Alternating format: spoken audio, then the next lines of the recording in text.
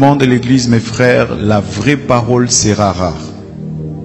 Écouter une prédication de A à Z qui est dans la saine doctrine va devenir très rare. Parce que les hommes vont refuser d'écouter la vérité. Ils vont persécuter tous les prédicateurs de la vérité. Et je peux vous dire, je n'ai jamais été insulté de cette manière de toute ma vie. Et toutes les insultes que j'ai, c'est parce que je dis seulement aux gens la vérité. Ils aiment quand tu leur parles du mariage. Ils aiment quand tu leur parles de bénédiction. Mais quand tu touches à ce qui est essentiel, qui doit les amener à la repentance, à revoir leur vie, les hommes de ce siècle ne veulent plus. Ils choisissent même les églises en fonction de cela. Je ne prie pas dans cette église-là, ce pasteur est dur. Je ne prie pas dans cette église-là, ce pasteur-là veut changer les gens. Dieu de grâce, nous te disons merci ce soir. Parce que tu es fidèle, nous te dédions cette émission et nous remettons l'écoute de chaque personne entre tes mains en ce moment. Et nous prions que tu fasses du bien à toute personne qui est en train de nous suivre. Et c'est en ton nom que j'ai prié. Donc, bien-aimés, nous avons entamé une nouvelle ou un nouvel enseignement sur comment discerner les faux prophètes et les vrais prophètes, parce que nous sommes au dernier moment. Et pour ceux qui ont l'habitude de me suivre, j'ai déjà enseigné comment discerner les vrais et les faux prophètes sur cette télé pendant plusieurs semaines. Et donc, vous allez noter maintenant comment discerner les vrais et les faux prophètes. Partie 2. Alors, nous avons déjà vu la partie 1. Maintenant, c'est la partie 2. À chaque fois, lorsque le Seigneur le permet, je vais encore, lorsque ceci sera fini, cet enseignement sera fini, je vais encore revenir avec un autre enseignement. Et si Dieu le permet, je vais encore venir avec la partie 3 de comment discerner les faux et les vrais bergers. Donc, si vous lisez avec moi dans... On va commencer comme ça. Vous lisez avec moi dans 1 Jean 2, verset 18. 1 Jean 2, verset 18. Nous pouvons lire ceci. Suivez-moi bien. Je vais vous demander à chaque fois que vous suivez mes enseignements, que ce soit à la radio, que ce soit à la télé, d'avoir une Bible à côté. Si ce n'est pas une Bible, voilà, papier, d'avoir une Bible numérique. Comme ça, vous allez me suivre. Et avoir aussi un cahier comme ça. Avoir un cahier et un bic pour pouvoir noter. Ou avoir quelque chose pour enregistrer l'enseignement pour le réécouter plus tard ou l'envoyer à d'autres personnes. Et nous avons aussi un groupe WhatsApp que vous pouvez suivre. Il suffit de m'envoyer une invitation voilà, à mes adresses qui vont apparaître bientôt sur l'écran. Nous sommes aussi sur YouTube, nous sommes aussi sur voilà, Facebook, etc. Et bientôt, les adresses vont s'afficher. Et pour ceux qui ne le savent pas, chaque lundi, à partir de 6 h du matin, vous pouvez me suivre sur Radio La Grâce, la FM 89.1, la fréquence de la vérité. Et chaque mardi, de 14 h à 14 h 30, sur la même radio, j'enseigne comment le salut est un don gratuit de Dieu en Jésus-Christ. On n'achète pas le ciel, on n'achète pas Dieu. Il suffit de croire en Jésus-Christ et vous avez la vie éternelle. Vous voyez, j'explique comment le salut est un don gratuit de Dieu en Jésus-Christ. Et de 15 h ce même mardi, de 15 h à 16 h, j'enseigne une grande thématique, c'est-à-dire je prends des thèmes que j'enseigne. En ce moment, je suis en train d'enseigner sur comment nous devons avoir l'assurance ou la certitude de notre salut. L'émission s'appelle Grâce abondante. bientôt, vous allez me suivre sur d'autres chaînes de télé. Et voilà, sur d'autres chaînes de radio aussi. Je travaille aussi pour, si Dieu le permet, mettre sur pied notre propre radio, notre propre télé pour être encore à l'aise pour vous apporter de grands enseignements qui peuvent vous apporter le salut, qui peuvent vous apporter la paix chez vous. Que le Seigneur vous bénisse. Donc, dans 1 Jean 2, verset 18, nous pouvons lire ceci. Suivez-moi. Dit, c'est ici l'apôtre Jean qui est en train de mettre en garde les enfants de Dieu, ceux qui sont nés de nouveau, ceux qui ont reçu, celles qui ont reçu Jésus-Christ comme leur sauveur personnel. L'apôtre Jean est en train de les mettre en garde contre les dangers, les dangers des apostats, contre les dangers des antéchrists, contre les dangers des faux enseignants de la parole de Dieu. Et il dit au verset 18 ceci: petits enfants, quand on dit petits enfants ici, il ne s'agit pas de minimiser quelqu'un, mais c'est un terme d'affection. Voyez, non? Le grec, c'est un terme d'affection. Vous comprenez? Il dit, petits enfants, c'est la dernière heure. Et comme vous avez appris qu'un antéchrist vient, il y a maintenant plusieurs antéchrists. Par là, nous connaissons que c'est la dernière heure. Vous voyez qu'est-ce que nous notons ici? L'apôtre Jean est en train d'avertir ceux qui sont nés de nouveau, ceux qui sont la propriété privée du Seigneur, que dans ce monde où nous sommes maintenant, les temps sont dangereux. Les temps sont discernés et les temps sont diaboliques. Et il faut discerner les temps. Vous comprenez? Et comment les enfants de Dieu doivent-ils discerner qu'ils sont ou que nous sommes à la dernière voilà, ligne droite de la venue du Seigneur? Comment elles peuvent savoir ces choses? La Bible nous le dit et dit, c'est parce que il y a tellement d'antéchrists qui sont dans le monde. Il y a tellement de faux prophètes. Et maintenant, nous allons voir aussi quelques versets dans l'Ancien Testament pour voir comment nous pouvons savoir si quelqu'un qui porte un costard et un col blanc, je ne sais pas, tout ce que vous-même vous savez, s'il est devant nous en train de dire qu'il prêche la parole de Dieu, si c'est vraiment un homme de Dieu, ou si c'est vraiment une femme de Dieu, parce que elles sont nombreuses aujourd'hui qui se disent c'est Dieu qui nous envoie aussi. Qu'est-ce qu'un faux prophète, ou comment reconnaître un faux prophète? Parce que, laissez-moi vous dire quelque chose.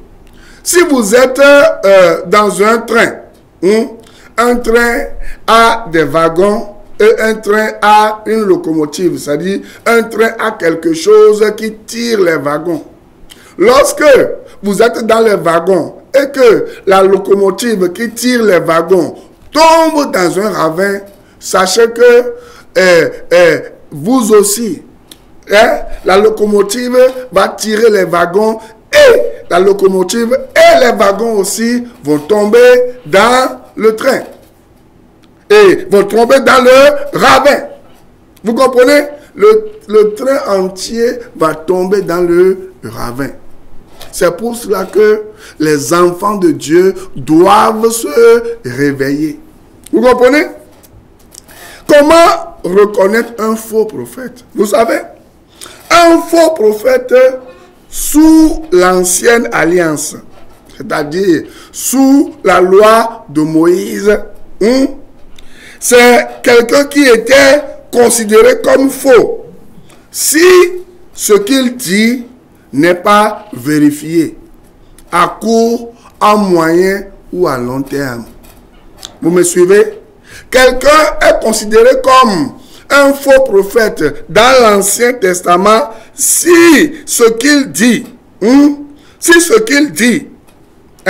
ne s'est pas réalisé à court, à moyen et à long terme. Et beaucoup ne le savent pas. Beaucoup ne le savent pas. La sanction qui était destinée aux faux prophètes était la mort. Vous comprenez? Aujourd'hui, il y a tellement de gens qui pilulent. Beaucoup de personnes qui se disent prophètes et prophétesses, qui racontent des mensonges aux gens, au jour le jour, tous les jours. Vous voyez? Et ces mensonges, ces choses qu'ils appellent prophéties, alors que le canon des Écritures est accompli, la semaine prochaine, si Christ est tard à venir, je vais vous expliquer même ce que c'est qu'une prophétie et si les prophéties sont encore d'actualité.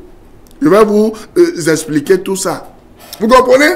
Parce que le canon des Écritures, je le disais la semaine passée ici, que le canon des Écritures étant accompli, on n'a plus besoin de prophètes aujourd'hui. Le dernier des prophètes était Jean-Baptiste. Vous comprenez? Parce que tout ce que Dieu veut que les hommes sachent là, c'est déjà écrit dans la Bible. Il suffit d'ouvrir la Bible. Vous comprenez? Et vous allez voir le plan de salut de Dieu. Et vous allez voir ce que le monde va devenir. Il n'y a plus rien de caché. Vous comprenez? Ce qu'on vous enseigne aujourd'hui, ce qu'on vous montre aujourd'hui n'a aucun rapport avec les prophéties bibliques. Lorsque vous lisez la Bible là, il y a les prophéties à accomplissement multiples. Vous comprenez? Il y a des choses qui avaient été prophétisées plus de 2000 ans. Certaines choses s'étaient déjà accomplies. D'autres sont en train d'être accomplies. Et bientôt, beaucoup de prophéties vont commencer par s'accomplir aussi. On ne va plus créer de nouvelles prophéties. Suivez bien ce que je suis en train de dire. Si vous lisez Apocalypse 22, la Bible dit, on ne doit plus ajouter quoi que ce soit à la parole de Dieu. Celui qui va le faire là, il sera retranché du livre de vie. Vous me comprenez? Donc, je ne sais pas ce que vous appelez prophétie aujourd'hui. Est-ce que vous me suivez? Je ne sais pas ce que vous appelez prophétie aujourd'hui. Sinon, la Bible a parlé de toutes ces choses et nous a averti que lorsque Jésus-Christ sera en train de venir, regardez, Apocalypse 22, verset 19, notez bien ça. Nous sommes en train de suivre un enseignement. Vous savez, aujourd'hui, beaucoup de gens parlent de délivrance, de délivrance, de délivrance. Qu'est-ce que Jésus a dit dans Jean 8, verset 32, en parlant aux Juifs? Il leur a dit, vous connaîtrez la vérité et la vérité vous rendra libre. Une autre version dit, ce qui va vous délivrer là, de votre ignorance là, ce qui va vous délivrer de l'emprise des démons là, c'est quoi? C'est la connaissance de la parole de Dieu. Vous comprenez? La connaissance non des profondeurs de Satan, mais la connaissance de la parole de Dieu. La parole qui a déjà été écrite et signée. On ne doit plus rien ajouter. Et la Bible dit, quiconque va essayer d'ajouter une autre chose, une autre parole au canon des Écritures, au canon qui est déjà accompli, cette personne doit être anathème ou morte, maudite ou morte. On va le voir tout à l'heure dans Deutéronome 18, verset 20, à propos des prophètes de l'Ancien Testament. Mais écoutez, Apocalypse 22, 19 dit, et si quelqu'un retranche quelque chose des paroles du livre de cette prophétie, voyez non, le livre de l'Apocalypse ou des révélations, l'Apocalypse que Jean, si vous lisez déjà le premier chapitre, vous allez voir, on va le lire tout à l'heure, vous allez comprendre quelque chose. Lisez la parole de Dieu, s'il vous plaît.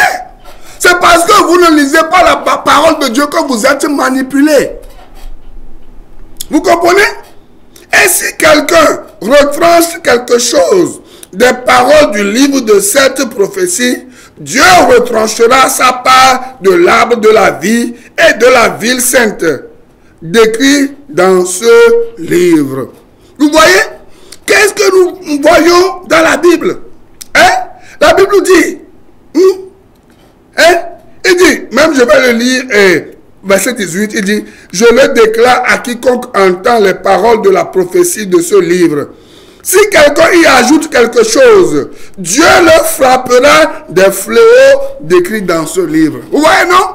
Le livre de l'Apocalypse simple là, c'est le livre, c'est ce qu'on appelle le livre qui nous parle de l'eschatologie. C'est le livre, l'eschatologie, c'est l'étude des événements des derniers moments qui vont précéder la venue du Seigneur Jésus-Christ. Donc, un prophète, c'est quelqu'un qui fait homologuer. Hein? Il ne fait que reprendre ce que Dieu dit dans sa parole. Il n'invente rien. Si quelqu'un invente quelque chose aujourd'hui et il vous le dit, c'est de la divination. Afin Kakaï. Vous comprenez? Et aujourd'hui, beaucoup d'enfants de Dieu ne savent pas discerner entre un devin et un prophète. Est-ce que vous me comprenez? Beaucoup de gens viennent devant vous avec les esprits des sorciers, les esprits des morts, et ils vous disent de la bonne aventure. Et vous pensez que c'est des prophètes. Or, la Bible dit, si un prophète, un vrai prophète, doit vous dire quelque chose, il ne dira pas quelque chose en dehors de la parole de Dieu. S'il se hasarde à dire quelque chose qui est en dehors de la parole de Dieu, il est digne de mort. Je vais vous le prouver dans Deutéronome 18, verset 20. Donc, celui qui se dit prophète, il dit, il vient, il parle de la parole de Dieu. Ou il parle de la part de Dieu. Et cela ne se réalise pas. La Bible dit, il est digne de mort. Et c'est la preuve que c'est un faux prophète. Lisez avec moi Deutéronome 18, verset 20. Qu'est-ce que la Bible dit ici? Deutéronome 18, verset 20. Il dit, voilà. Et ici, nous voyons comment éprouver les prophètes. Hein? Comment éprouver les prophètes? La Bible nous a même dit d'éprouver les esprits. De ne pas prêter foi à tout esprit. Est-ce que, enfants de Dieu, vous faites ça? Non. De nos jours, qu'est-ce que beaucoup de gens qui se disent chrétiens font? Ils courent derrière comment je vais le dire? Des mortels. Des gens qui ont l'esprit de la divination, les gens qui sont suscités par le diable, elles courent derrière ces personnes comme des moutons de panurge à la recherche d'un bonheur incertain. Vous voyez, non? À la recherche d'un bonheur incertain. Et ils sont envoûtés, elles sont envoûtées. Parce qu'ils ou elles sont envoûtées, ils n'obtiennent jamais ce qu'on leur promet. Parce que cela ne se réalise jamais. C'est la preuve, ce qui doit leur mettre la puce à l'oreille. Ils ou elles doivent savoir qu'ils sont devant des faux prophètes, les fausses prophétesses, mais ils ou elles sont encore dedans. Et on leur arnaque tout leur argent. On leur arnaque tout leur bien. Tous les jours, on leur vend des pacotilles, comme les colons avaient vendu des pacotilles à nos grands-parents et avaient volé leurs biens. Et ils ne sont pas capables de réfléchir, de savoir qu'ils sont en train d'être dupés. Oh Seigneur, sauve ces gens-là. Aide-les à comprendre les Écritures. Je prie ce soir, Seigneur, pour que tu puisses toucher ces gens-là. Que tu puisses les délivrer, qu'ils connaissent la vérité qui a franchi, qui est Jésus-Christ. Parce que seul Jésus-Christ a franchi. Aucun mortel, aucun prophète, aucun apôtre, aucun docteur, aucun pasteur n'a franchi. C'est toi seul Jésus qui a franchi. Et toi, si tu as franchi, waouh, tout devient calme. Il y a des trous, on va le voir tout à l'heure. Regardez comment vous êtes troublés. Psaume 4, verset 7. Plusieurs disent qu'il nous fera voir le bonheur. Or, Jésus a dit dans Proverbe 8, celui qui m'a trouvé a trouvé le bonheur et il obtient la faveur de l'Éternel. Vous voyez, Jésus-Christ est à côté de vous.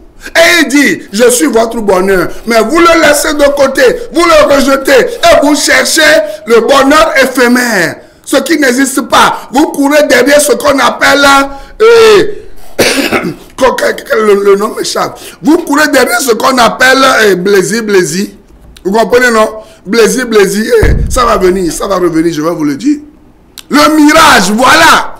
Beaucoup de gens courent derrière le mirage aujourd'hui. Le mirage, vous savez ce que c'est? Quand moi je suis souvent en voiture là, hein, et le soleil est au zénith, à midi là, hein, vous allez voir sur la route, hein, et c'est comme de l'eau, hein, le soleil qui brille sur le goudron là, c'est comme de l'eau. Et les animaux qui avaient déjà soif, vous savez ce que les animaux là font? Ils courent avec leur dernière énergie du désespoir, parce qu'ils cherchaient de l'eau. Ils cherchent de l'eau. Et ils courent, voyant l'eau sur, voyant la projection du soleil sur le goudron ou sur le sol, hein, ils pensent que c'est l'eau. Ils courent, ils ne voient jamais l'eau et à un moment donné, ils meurent. Ouais, non? C'est l'illusion que la plupart de ces faux prophètes-là, hein, c'est dans cette illusion-là qu'ils vous baignent, qu'ils vous trompent, qu'ils vous baptisent.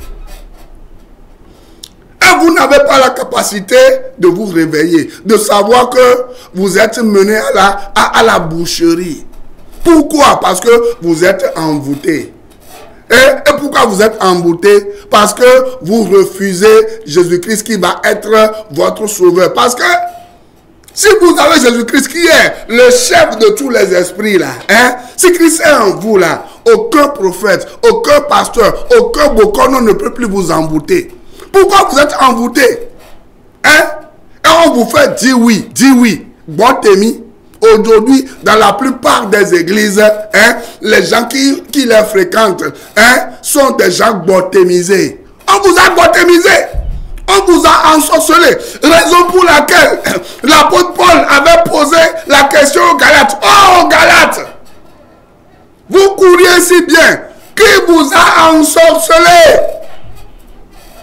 Qui vous a ensorcelé? Hein?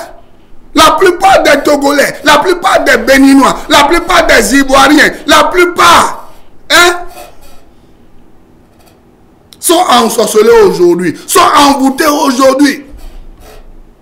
C'est comme quelqu'un a mis son caca, excusez-moi, dans de l'eau, de la pompe. Et c'est cette eau-là que vous buvez tous les jours. Vous buvez l'autre fois. J'avais lu un article, hein, qui disait que quelqu'un, il vendait des beignets de caca aux gens, beignets de caca. Mais pas Krako Kemiduna, Krako et Mibe Krako, yo les deux prisons. Pendant 15 ans ou 25 ans, pour se faire riche là, hein, pour devenir riche là, il est parti voir un féticheur. On lui a vendu un charme. Et il doit mettre quand il y a un gaou de cocoa. Chez lui là, ces beignets là, c'est avec son caca qu'il le fait. Et les gens mangent ça, ils mangent ça. Tu peux manger 1000 francs et demander encore qu'on t'emballe 1000 francs pour la maison. Et le lendemain, tu viens encore. Jusqu'à ce que le diable qui l'a propulsé l'a lâché un jour, on l'a eu. C'est ce qu'on fait avec vous aujourd'hui. Dans 95-99% des églises là, on vous a endormi par ces charmes venant du puits de l'enfer. Et vous n'arrivez pas à savoir que vous êtes envoûté. Oh Seigneur, je prie pour que tu délivres les gens de ce charme au nom de Jésus-Christ. Dis à moi, Jésus-Christ béni comme papa. Oh, et nous on zizi. Et Vous n'arrivez pas à discerner que ceux qui se disent pasteurs font de vous leur fonds de commerce. C'est des gens qui ne vous parlent pas de la vie éternelle. Ils ne vous parlent que des richesses incertaines. Vous pouvez avoir des milliards aujourd'hui et demain vous allez mourir. C'est d'autres qui vont en profiter. Oh, ce qui est l'essentiel, qui est la vie éternelle, on ne vous parle jamais de cela. Ils vous disent que, oh, moi j'ai lu la Bible, je n'ai jamais vu quelqu'un, j'ai lu le Nouveau Testament, je n'ai jamais vu quelqu'un de riche. C'est vous qui ne comprenez pas. Moi j'ai lu le Nouveau Testament, j'ai vu des gens riches. Mais la priorité, ce n'est pas la richesse matérielle. Oui, non, c'est la richesse spirituelle, selon Ephésiens 1, verset 3. Vous comprenez? Si tu as la richesse spirituelle là, le reste là, c'est facile pour Dieu de te le donner. C'est pour ça que la Bible nous dit, dans Matthieu 6, 33, cherchez premièrement le royaume de Dieu et sa justice, et toutes ces choses vous seront données par-dessus. Et toutes ces choses-là, et pour lesquelles vous courez, vous ne dormez plus, vous dérangez les gens. Hein? La Bible nous dit, ce sont les païens qui dérangent, qui recherchent ces choses-là. Ah, vous voyez maintenant. Vous voyez pourquoi vous êtes manipulé. Vous voyez pourquoi on vole vos maisons, vos femmes, vos maris, on vole vos enfants, on vole vos richesses. Vous savez pourquoi? Parce que vous êtes des païens qu'on a envoûtés. Vous refusez la vraie richesse qui est le Seigneur Jésus-Christ. Vous comprenez? Deutéronome 18, verset 20. La Bible dit ceci. Mais le prophète, il dit, mais le prophète qui aura l'audace de dire en mon nom une parole que je ne lui aurais point commandé de dire, ou qui parlera au nom d'autres dieux, ce prophète-là sera puni de mort. Ah! On veut quoi? Et on retourne avec Potomi Diamaton. Non, je blague. Vous comprenez? Même, je devrais faire même 1 heure de temps là, bientôt. Si j'ai ma propre télé maintenant, je peux parler pendant 2 heures, 3 heures, comme je veux. C'est pour cela que prier pour que ce projet-là se réalise. Pour que le royaume de l'ennemi recule. Vous comprenez? Hein? Vous avez des milliards, vous ne savez pas quoi faire. Vous allez mourir un jour. Et ce sont des vautours qui vont en profiter là. Venez installer des radios, des télés. Nous, on va prêcher l'évangile. On va enseigner pour que les gens soient sauvés et édifiés. Premier point que nous notons ce soir, pour discerner si celui qui est devant nous, celle qui est devant nous, est envoyé par Dieu, est installé par Dieu, est approuvé par Dieu, c'est quoi? La Bible dit que, je le répète, mais le prophète qui aura l'audace de dire en mon nom une parole que je ne lui aurais point commandé de dire, ou qui parlera au nom d'autres dieux, ce prophète-là sera puni de mort. Vous voyez, aujourd'hui, est-ce que ce qu'on vous a promis là, tu vas te marier avant la fin de l'année? Aujourd'hui, nous sommes le 1er septembre, n'est-ce pas? C'est ça ou bien? Je ne sais pas trop. Et les gens sont devenus esclaves du nouveau mois. Et on vous invite par ici, par là, pour venir prier, pour venir aller commander au mois. Dans Matthieu 6, là, pourquoi tu ne peux pas entrer dans ta chambre et parler avec ton Dieu qui est dans le lieu secret, et ton Dieu qui est dans le secret va t'écouter, va t'exaucer. Est-ce que tu as besoin de courir après un mortel que Dieu écoute au même titre que toi aussi? Si tu es né de nouveau, et si le sang de Christ t'a lavé là, Dieu peut écouter tes prières à tout moment. Est-ce que nous sommes d'accord? Tu n'as pas besoin d'aller sur une montagne. Tu n'as pas besoin d'aller chez tel William quelque part, chez tel chez Adjono. Ça dit, non. Vous vous faites manipuler. Vous comprenez ce que je suis en train de vous dire? Hein? Entrez dans votre chambre. Dieu est là-bas. Si Christ est en vous, là, la Bible dit, ne le savez-vous pas que votre corps est le temple du Saint-Esprit et que Dieu habite en vous? Et que vous êtes enfant de Dieu, que l'Esprit qui est en vous crie que Abba Père. Et la Bible dit, lorsque vous ne savez même pas quoi dire là, lisez Romains 8, l'Esprit lui-même là, avec des soupirs inexprimables là, lorsque vous êtes dans une attitude de prière, vous êtes fatigué, vous ne savez plus quoi faire, l'Esprit lui-même adresse vos réels besoins à Dieu. Mais pourquoi vous laissez manipuler par les gens? Vous pensez que c'est à la fin de chaque mois, montrez-moi, là où il a dit dans la Bible qu'à la fin de chaque mois, il faut préparer une enveloppe. Vous allez voir, vous irez voir un prophète, un apôtre, docteur, un faux prophète, un docteur, un faux évangéliste, tout ce que vous voulez. Et c'est eux qui vont mettre de l'eau sur votre tête. C'est eux qui vont prier pour vous. C'est eux qui vont prendre vos enveloppes. Et à ce moment-là, vous serez riche, vous serez guéri, vos problèmes vont partir. Montrez-moi dans quelle Bible est-il écrit. Réveillez-vous, peuple de Dieu. Et sachez que Dieu vous aime.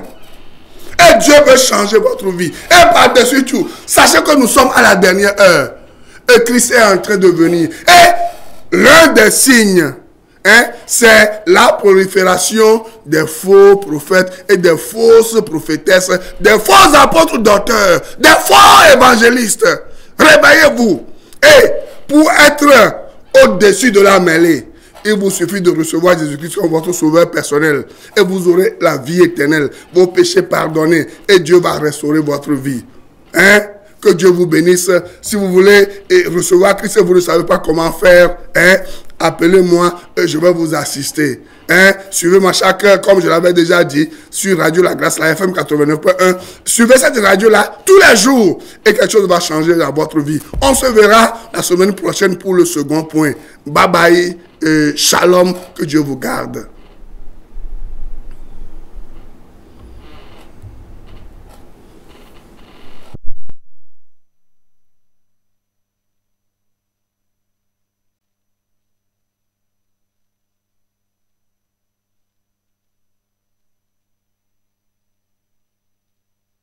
L'église, ce pasteur nous motive. La parole va être rare. Rare même pour les enfants de Dieu. Les vrais enfants de Dieu chercheront à écouter la vraie parole. Elle va devenir rare.